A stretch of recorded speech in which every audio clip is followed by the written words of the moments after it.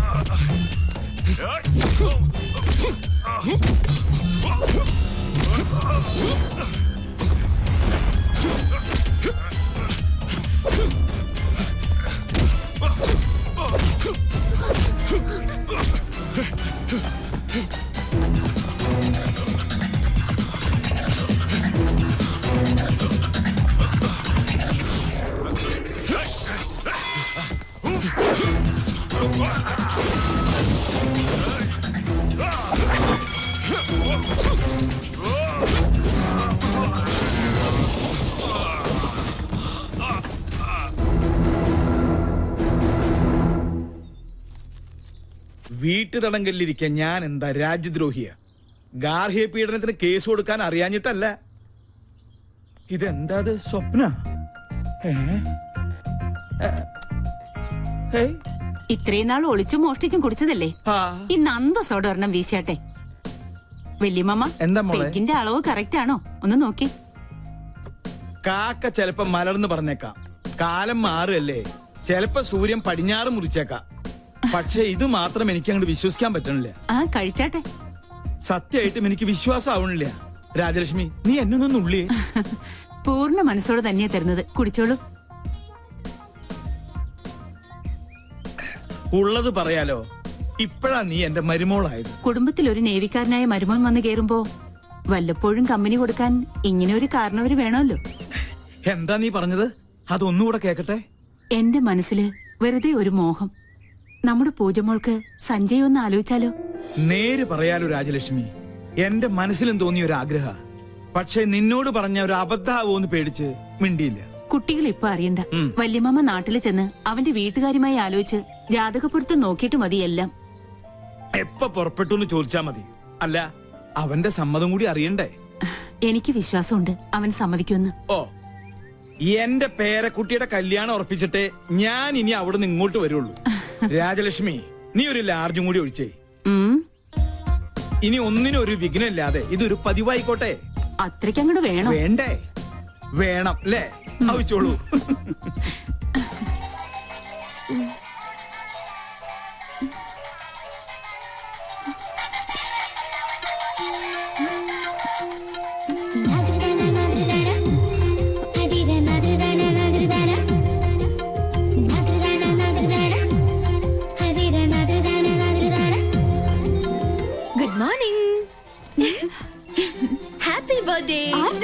എന്റെ വാവാച്ചിയുടെ. അയ്യോ, അപ്പൊ ഇന്നാണല്ലേ ഫെബ്രുവരി 29? അതെ, 4 ആണ്ടിലൊരിക്കൽ സംഭവിക്കുന്ന മഹാസുദിനം ഇന്നാണ്. നീ ഓർത്തില്ലായിരുന്നെങ്കിൽ ഞാൻ മിസ് ചെയ്തേനെ. ഏയ്, നാട്ടിന്ന് വെളുപ്പിനെ തന്നെ മുത്തച്ഛൻ വിളിച്ച് ഓർമ്മിപ്പിച്ചു. അമ്മ ഇന്നലെ തന്നെ കേക്കിന് ഓർഡർ ചെയ്തു. ഡ്യൂട്ടി കഴിഞ്ഞ് എത്തിയാലുടൻ പാർട്ടി ക്ലബില്.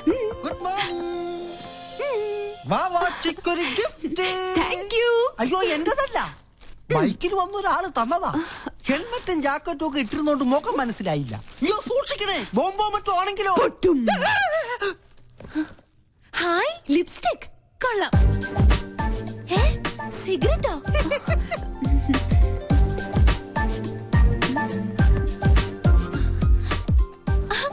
കൊള്ളാലോ. ഫേഷ്യലിന്റെ ബോക്സിൽ ഷേവിംഗ് ക്രീമും ബ്രഷും. സോപ്പ് പറ്റിയോ? നോക്കട്ടെ നോക്കട്ടെ. ഹായ്, മീശ. ഇത് വീട് മാറിപ്പോയതാ. നല്ല കള്ളരിപ്പ മീശ, കുഞ്ഞിന് ചേരിപ്പ. ഇത് മനഃപൂർവ്വം തന്നതാ എന്നെ ഇൻസൾട്ട് ചെയ്യാൻ. ഞാൻ പോലും അറിയാത്ത എന്റെ ബർത്ത്ഡേ ഇത്ര കൃത്യമായി ഓർത്തിരിക്കണമെങ്കിൽ ഇത് അവൻ തന്നെയാ, ആ തെണ്ടി. Okay, Sanjay. See you tomorrow. Bye-bye. Bye. Hi, Sanjay. Sir. Relax. എടാ കഴുതേ, നിന്നെ തന്നെയാണ് തെണ്ടി. Nice, huh? ഇങ്ങോട്ട് പാട ഡാഷേ. वो लड़की कौन? She's my best friend. Oh. എടാ കഴുതേ, തെണ്ടി, മര്യാദക്ക് ഇങ്ങോട്ട് വരണതാ നല്ലത്. टेंडी कल्द है. इसका मतलब क्या है? That means you are looking good, indulgent, and so on. Huh? Oh, thank you. എടാ പട്ടി, What pati? She says you are looking handsome. അതല്ലടാ മരപ്പട്ടി. Marapati? You look more handsome in the white dress. कौन मैं? Yeah, ഇത് എന്റെ വക app. Come. പട്ടിക മാമനുണ്ട്. Thank you. I'm Tendi Patti Kalde Marapati. Thanks for your compliment. Shall we? Oh yes, carry on. Thank you. വാടി പൂത്തങ്കേരി. ഇങ്ങോട്ട് വാടി. ഒരുമാതിരി ചന്ത കൾച്ചറായിട്ട് വന്നാണ്ടല്ലോ. ആ സർദാർജിക്ക് മലയാളം അറിയാത്ത എന്റെ ഭാഗ്യം. നിന്നെ നാട്ടിക്കാൻ തന്നെ ഞാൻ വന്നിരിക്കുന്നത്. കിട്ടി നിന്റെ ഗിഫ്റ്റ്. ഇടി നിനക്ക് അർഹതപ്പെട്ടത് തന്നെയാ സമ്മാനിച്ചത്. ജന്മം കൊണ്ടെങ്കിലും ഒരു പെണ്ണല്ലേ നീ?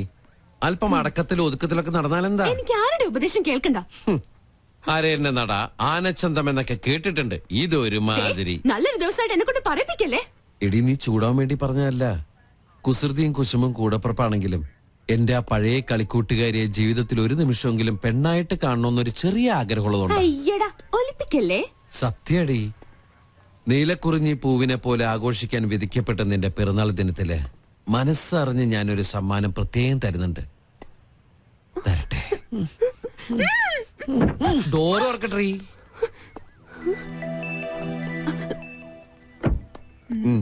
എന്താ എ ഗിഫ്റ്റ് ഫോർ യു. വീണ്ടും എന്നെ പറ്റിക്കാനാ? നീ വീട്ടിൽ ചെന്ന് സമാധാനമായിട്ട് തുറന്നു നോക്ക്. മോശമായിട്ട് എന്തെങ്കിലും ഇതിൽ കണ്ട പിന്നെ ലൈഫിൽ നീ എന്നോട് മിണ്ടണ്ട. Many many happy returns of the day. Thank you. ഒരു ഗിഫ്റ്റ്.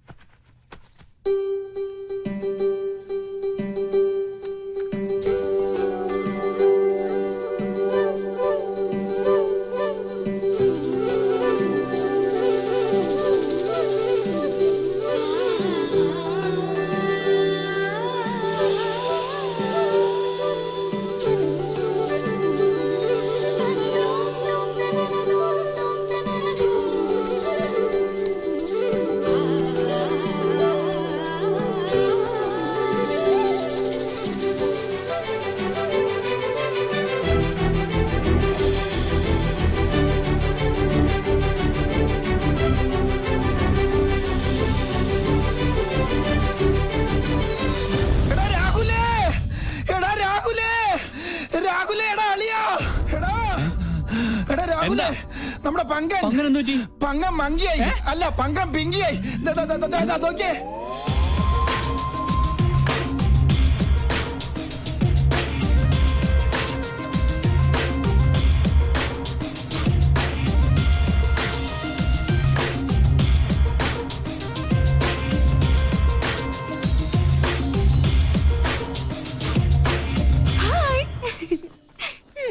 എങ്ങനെയുണ്ട് എന്റെ ഫാഷൻ ഷോ?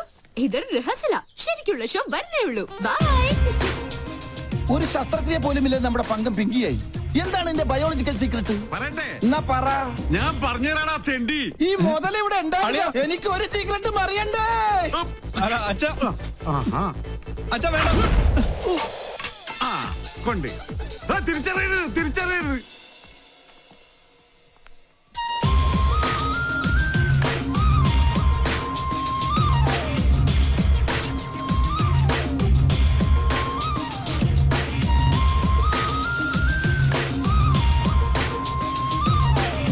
ഇന്നലെ എവിടെ വെച്ചത് ഞാനത്?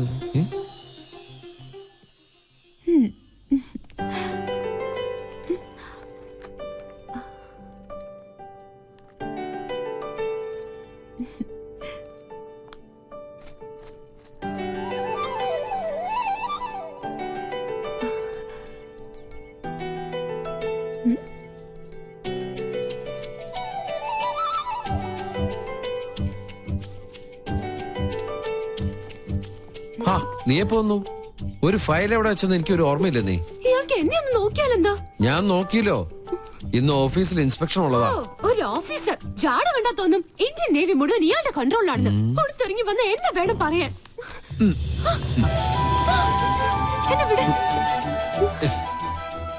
നാളത്തെക്കാള് നിന്റെ മുഖത്തിന് ചേരുന്നത് ആ കുറുമ്പുണ്ടല്ലോ, അത് തന്നെയാ. ഒരു ഗിഫ്റ്റും കൂടി തരട്ടെ. കൊഞ്ചല്ലേ?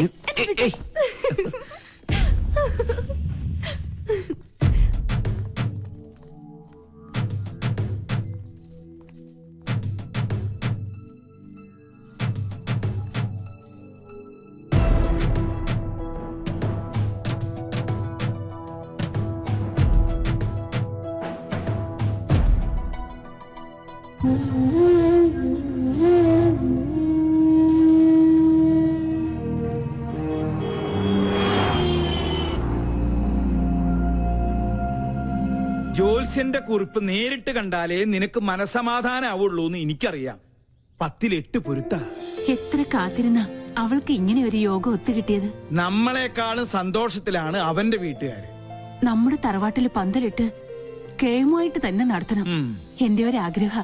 തീയതി പെട്ടെന്ന് നിശ്ചയിച്ച പോയി വിളിക്കാനും എഴുത്തയക്കാനും ഒക്കെ ഒരു സൗകര്യമായിരുന്നു. പിന്നെ അറിയിച്ചില്ല, നേരാമണ്ണം വിളിച്ചില്ല എന്ന പരാതി ആരുടെ ഭാഗത്തുനിന്നും ഉണ്ടാവാൻ പാടില്ല. സത്യം പറയാലോ, ഇപ്പോഴാ ഞാൻ നിന്നിലൊരു അമ്മയെ കാണുന്നത്. ഈ ഒരു മുഹൂർത്തത്തിന് വേണ്ടി അത്രയ്ക്കേറെ ഞാൻ പ്രാർത്ഥിച്ചിട്ടുണ്ട്. ഇനി എല്ലാം ഈശ്വരന്മാര് കാത്തോളൂ.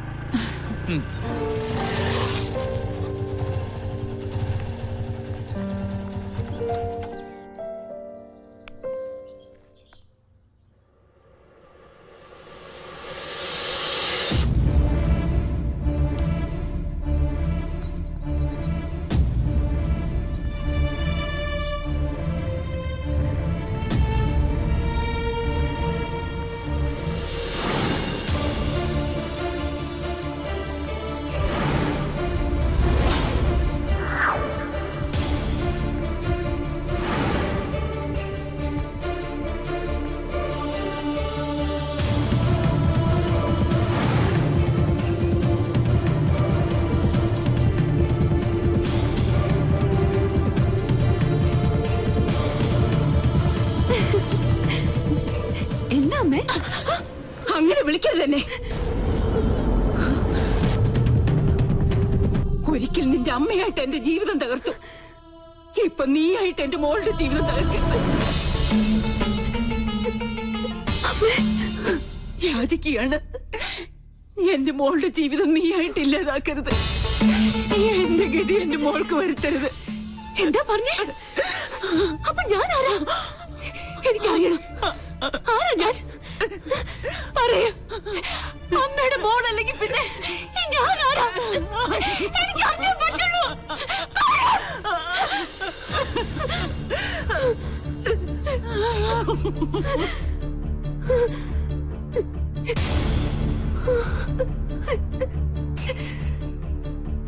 മോളെ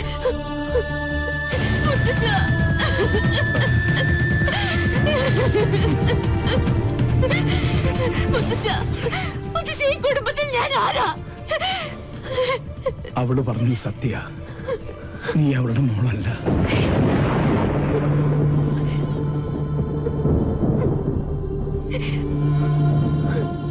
എന്നെങ്കിലും നീ അറിഞ്ഞിരിക്കേണ്ട ഒരു സത്യം മനഃപൂർവ്വം നിന്നിൽ നിന്ന് മൂടി വെക്കുകയായിരുന്നു. നിന്റെ അച്ഛനു വേണ്ടി, എന്റെ മോനു വേണ്ടി, അവളുടെ ഭർത്താവിന് വേണ്ടി. അന്ന് നിന്റെ അച്ഛൻ പൂനെയിലായിരുന്നു, രാജലക്ഷ്മി ഡൽഹിയിൽ.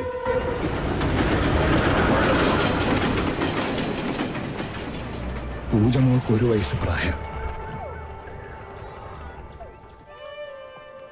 മേജർ സാഹബ് ബാഹർ ഗയേ ഹൈ. എനിക്കറിയാം ഇപ്പൊ എവിടെയാണെന്ന്. വണ്ടി എടുക്ക. രാജലക്ഷ്മി, എന്താ ഇത്? അവൻ എന്തായാലും ഇങ്ങോട്ട് വരും. അപ്പൊ നമുക്ക് കണ്ടാ പോരാ. എനിക്ക് ഇപ്പൊ തന്നെ നേരിൽ കാണണം.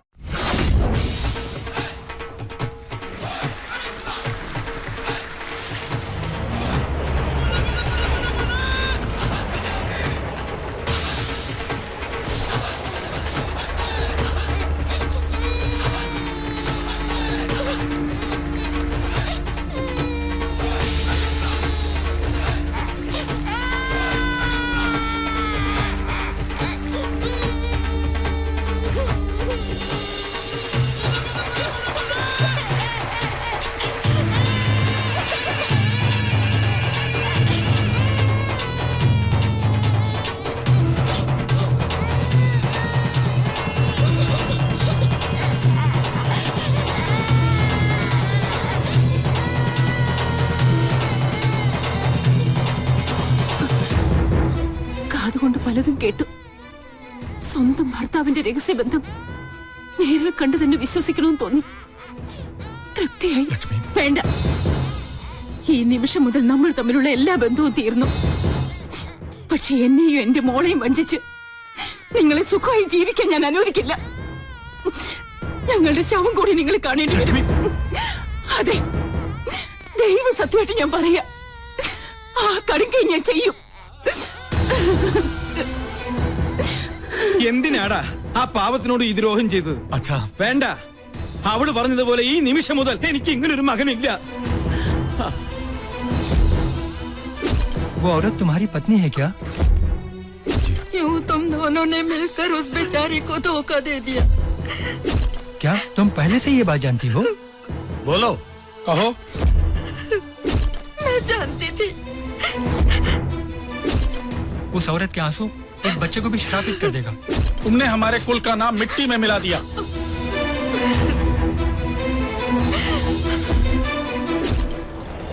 അന്ന് രാത്രിയാണ് ആ ദുരന്ത വാർത്ത ഞങ്ങൾ അറിഞ്ഞത്.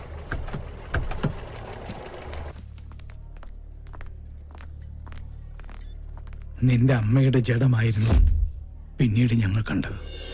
ചെയ്ത തെറ്റിന്റെ ശിക്ഷ ഇരുവരും സ്വയം ഏറ്റെടുത്തു.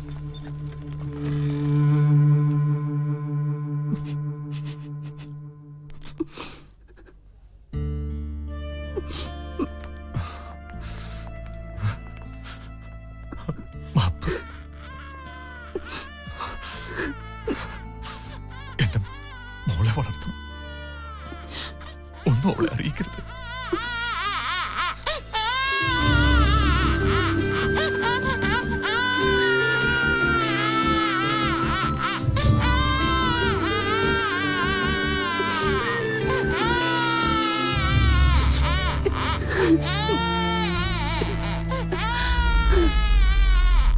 അന്ന് നെഞ്ചിലേറ്റിയതാ അവൾ നിന്നെ. പിറ്റേന്ന് നിന്റെ അച്ഛനും മരിച്ചു. സ്വന്തം മോളെ പോലെ ഒന്നും അറിയിക്കാതെ തന്നെ വളർത്തിയത്. ഒരു നിമിഷം അവള് വാവിട്ട് പറഞ്ഞുപോയി. അപ്പൊ ഈ വീട്ടില് ഞാൻ ആരുമല്ലേ? എന്താ നീ പറയണേ? നീ എത്ര വളർന്നാലും എന്റെ മോൻ അന്നേ ഏൽപ്പിച്ച ആ കൈക്കുഞ്ഞായിട്ട് നിന്നെ ഞങ്ങൾ കണ്ടിട്ടുള്ളൂ.